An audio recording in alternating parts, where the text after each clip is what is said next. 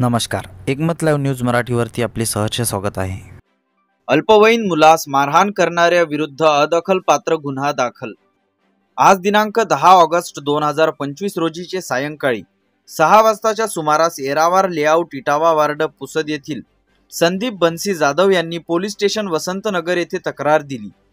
आपल्या हार्डवेअर दुकानाच्या समोर उभा असलेला आपला नातू यास शेजारीच राहणाऱ्या केशव नामदेव राठोड वय 41 वर्षे यांच्या मोटरसायकलचा धक्का लागून अल्पवयीन मुलगा पियुष निलेश जाधव वय 16 वर्ष राहणार शिवानगर हा खाली पडला।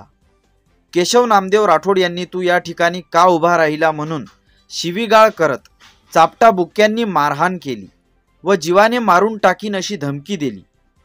त्यामुळे वसंतनगर पोलीस स्टेशन येथे भारतीय न्याय संहिता BNS 2023 115(2), 351(2), 351(3) व 352 नुसार पोलीस स्टेशन वसंतनगर येथे गुन्हा नोंद करण्यात आला आहे।